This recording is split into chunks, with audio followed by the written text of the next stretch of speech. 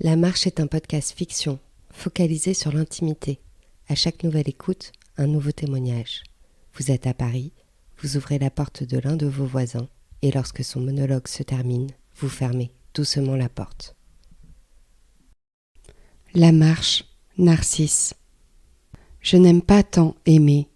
Ce que je préfère, c'est être aimé, comme une ombre de fin d'après-midi, porter mon sourire sur l'âme et glacer son sang jusqu'à l'aube.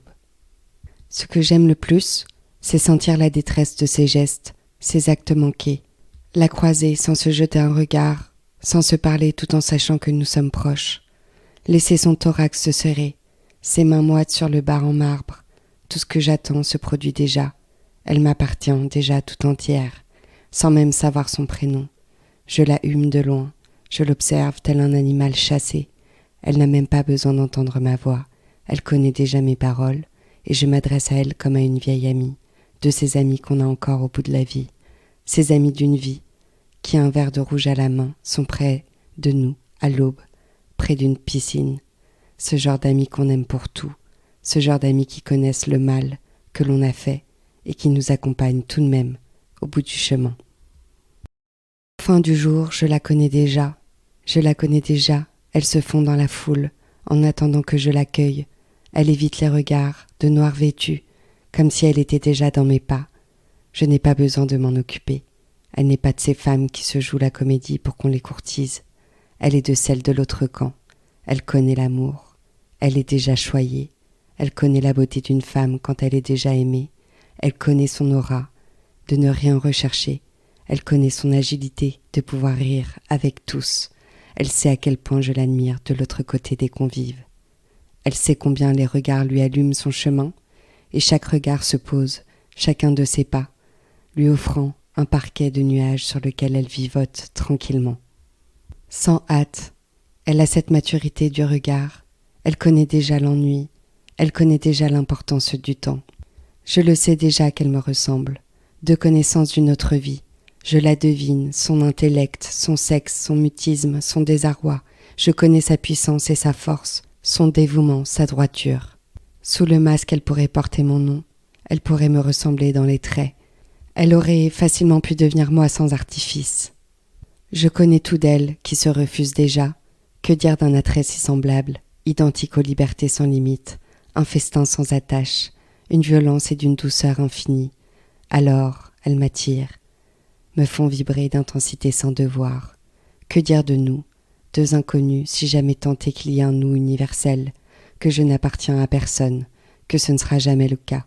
J'aime me dire que le monde m'appartient, que les corps existants m'appartiennent tous, nombreux, autant qu'ils sont miens, uniquement miens. Je connais ces jeux d'inconnus, je reconnais ce silence qui peut unir, des êtres qui savent déjà l'ampleur des dégâts à venir, et qui, trop intelligents pour tout gâcher, se réservent, se ferment la porte. Sans jamais te connaître, alors tu es tout à fait mienne. Je sais d'avance tout ce que tu n'as pas eu le temps de dire. Je connais la chaleur de mes joues que tu aurais su me provoquer. Je connais déjà mon corps qui tremble de ne jamais t'avoir aimé. Je connais mon âme qui t'est dédiée, sans connaître ni ta vie ni ton passé. Je te connais puisque tu pourrais vivre à l'intérieur de moi sans me déranger, dans un mirage fumeux. Je te connais déjà, car j'aime bien trop l'amour. J'aime être au cœur de tous. J'aime être celui dont elle et ils se souviendront tous. J'aime être au cœur des discussions. J'aime les mener, puis les arrêter sans raison.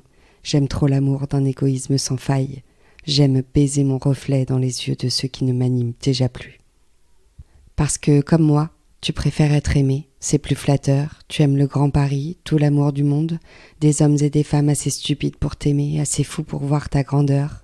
Tout ce qui fait l'essence du mot fascinant, tout ce qui te porte intérêt, qui n'appartient qu'à ton monde, et que j'embrasse des milliers de fois pour te porter au sommet, comme César, comme moi. Nous n'aimons que parce que ça nous ramène à nous, ce qui nous structure. S'aimer est une épreuve. La mort prend une certaine valeur que lorsque ceux qui t'ont voué leur vie te chialent. Il y aura toujours plus d'écho à l'amour que l'on nous porte qu'à celui qu'on est capable de donner. Je ne me souviens que de toi. Je ne me souviens que de ma main qui passe dans ton dos. Je me souviens que tu te refuses à moi 1000 fois, autant qu'il aura fallu, et je me souviens de milliers de regrets que tu m'as laissés.